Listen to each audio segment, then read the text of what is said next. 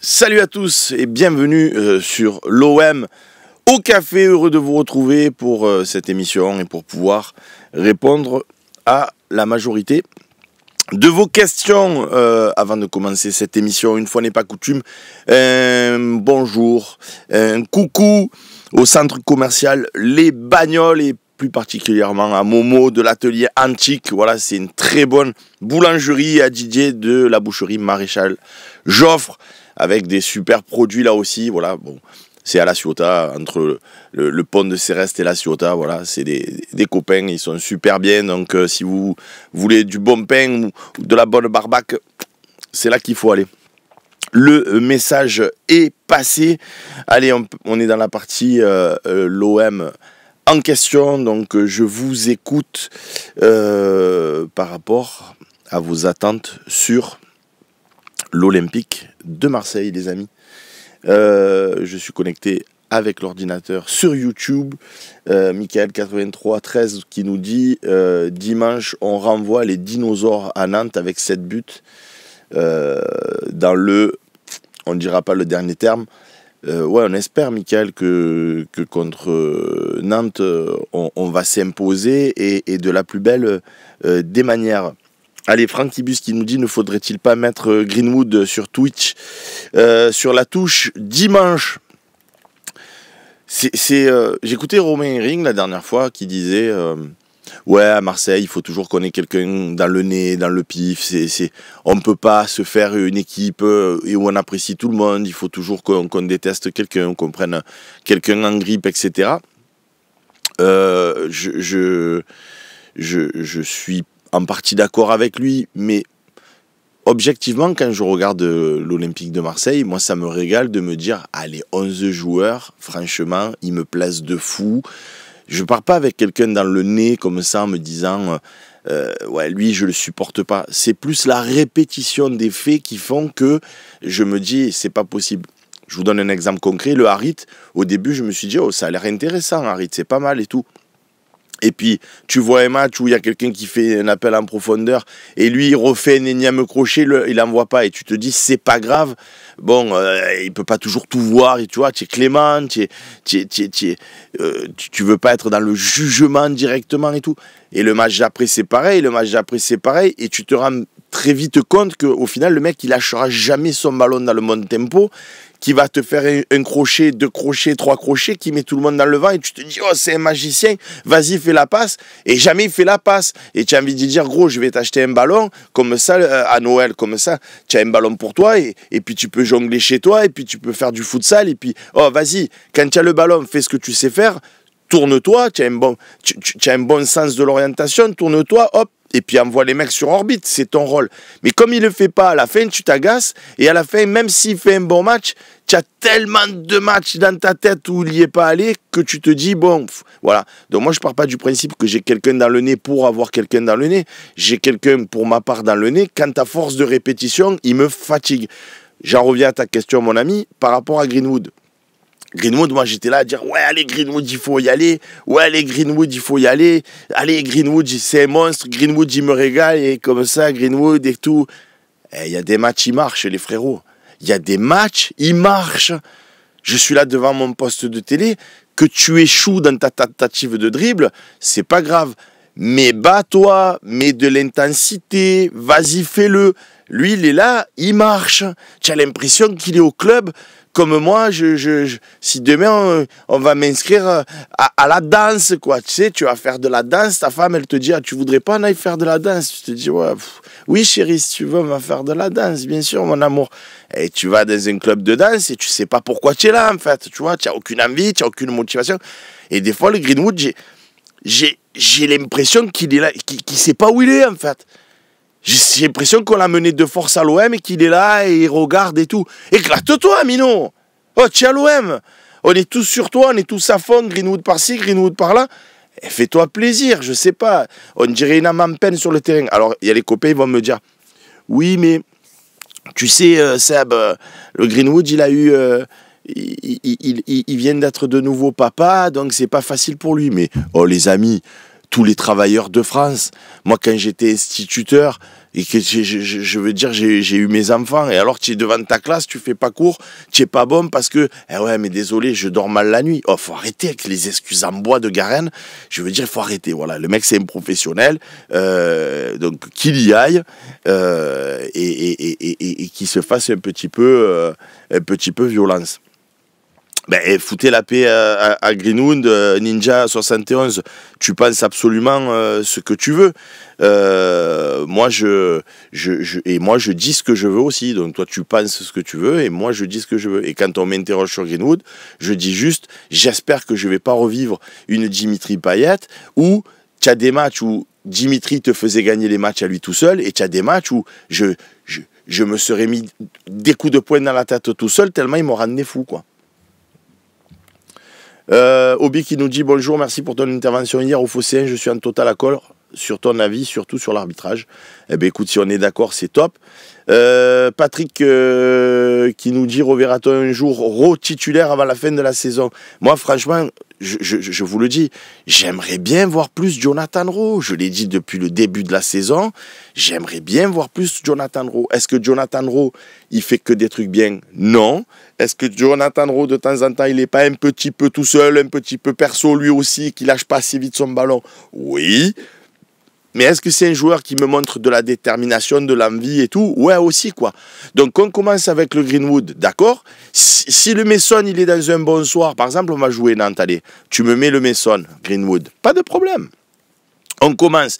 Si au bout d'une demi-heure, tu vois que le mec, il est dans le tempo, il a envie, il fait ses crochets, il fait ses passes, il fait ses actions et tout. Mais moi, je suis ravi, moi, Mason Greenwood, j'adore, il n'y a pas de problème. Mais si tu vois qu'il n'y est pas, tu sais quoi? À un moment donné, ben, tu le sors à la 60e, tu fais rentrer à sa place Jonathan Rowe, poste pour poste. Et tu lui dis à Jonathan, vas-y, mets-moi le feu, envoie-toi. Et puis s'il n'y arrive pas lui non plus, ben écoute, c'était pas la soirée à Mason Greenwood et à Jonathan Rowe. Mais oui, je le verrai, quoi. Quelle émission de merde, nous dit Kev 39, un match le loupé et on achève tous les joueurs. Mais qu'est-ce que tu parles, Kev 39, qu'est-ce que tu parles? Qu'est-ce que tu racontes comme ineptie? De où on achève tous les joueurs? Moi, on me pose une question sur Mason Greenwood. Moi, je réponds avec mon honnêteté intellectuelle et mon franc-parler. Mason Greenwood, j'espère qu'il ne va pas me faire une Dimitri Payet, c'est-à-dire des matchs sur courant alternatifs. Voilà. J'ai critiqué qui d'autre à part ça? J'ai le droit de donner un avis sur Greenwood quand il est fantomatique. Contre Paris, Kev 39, il a été fantomatique ou pas, le Greenwood? Il a été transparentissime ou pas contre Paris? Il n'est pas sorti à la mi-temps, mais il ne faut pas le dire. Ah, Greenwood, on t'aime, Greenwood. Là, c'est pas une émission de merde comme ça.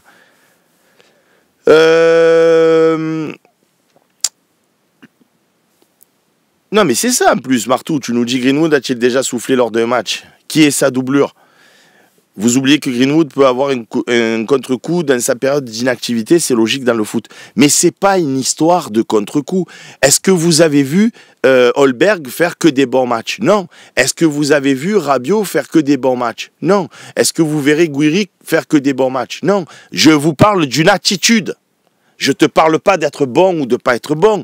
Pas être bon, j'ai vu Zidane ne pas être bon dans ma vie. J'ai vu des génies du foot pas être bons. Donc tu as le droit de pas être bon.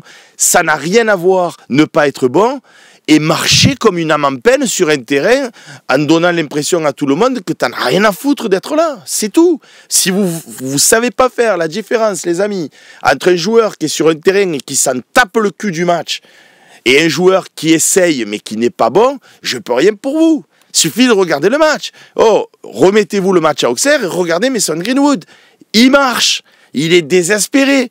Il fait pas de... Et j'ai été le premier à dire sur certains matchs, les gars, Greenwood, ce qui me fait plaisir, c'est que sous la baguette de Zerbi, il est en train de monter en volume, en intensité, en effort physique, et que ça va devenir bien meilleur.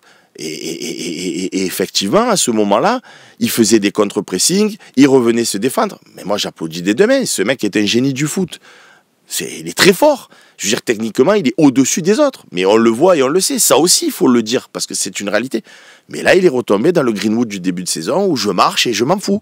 Alors, son enfant, pas son enfant, il s'est pris la tête avec le coach, pas le coach, il y a des tensions, pas des tensions, j'en sais rien, c'est sa vie. Mais à un moment donné, je dis juste cours, je flingue personne, je dis ce que je constate, c'est tout.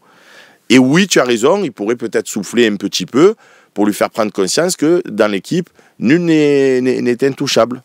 Voilà. Scoblas qui nous dit de là à dire qu'il s'en bat les couilles, je pense que c'est exagéré, mais sa gestuelle est effectivement problématique.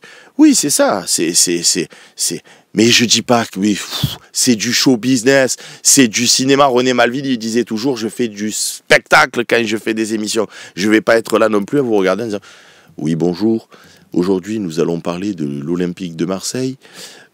Concernant Greenwood, c'est bon, au bout de 5 minutes, tu t'endors, tu vois ce que je veux te dire. Donc voilà, je dis, ça me bat les couilles. Ça me bat pas les couilles, mais il n'est pas dedans, voilà. Et moi, je vous l'ai toujours dit, d'accord, et je le répéterai inlassablement, je suis dur avec les gens dont j'estime qu'ils ont un gros potentiel. Harit, j'étais contre lui parce que j'estime que ce mec, s'il était un peu mieux managé par son agent ou par ses entraîneurs ou par qui vous voulez, ça pourrait être un monstre du foot, Harit. La vérité, c'est qu'il a une technique au-delà des autres. Et c'est ça qui m'agace, et c'est pour ça que je le pique plus que les autres. Après, quand il y a des joueurs que j'attends rien d'eux, qu'est-ce que tu veux que je dise? Je dis rien. Je veux dire, déjà ce qu'ils font, c'est pas mal. Vous comprenez ce que je veux dire? Voilà.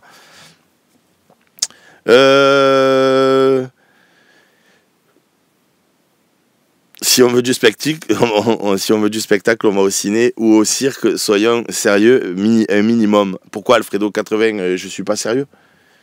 Je te dis pas. Je te dis pas des choses sérieuses. Je n'ai pas un discours cohérent, non? Je sais pas. Anthony Dumorbihan, salut Seb. Ne manque-t-il pas un vice-président à Longoria qui pourrait entre autres le représenter lors des matchs à l'extérieur? Ouais, je sais pas, tu sais, il y a déjà 50 personnes au club, donc on va peut-être pas empiler les directeurs, des présidents, des managers et compagnie. The Puncher, bonjour à tous. Bonjour Monsieur Volpe, quid d'une défaite, je vais y arriver contre Nantes. Serions-nous en difficulté, voire en crise compte tenu du contexte un peu chaud?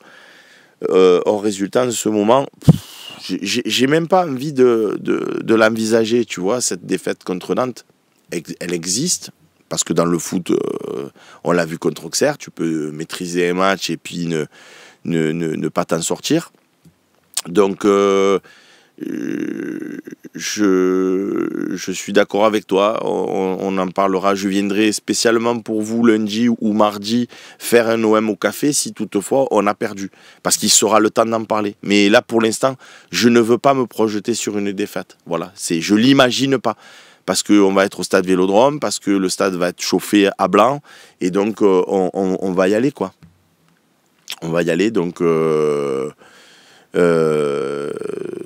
j'ai juste envie de croire qu'on va gagner ce match et que ça va être le point de départ comme au match aller contre Auxerre où on avait perdu et hop on s'était remis la tête à l'endroit après avec un petit changement de système.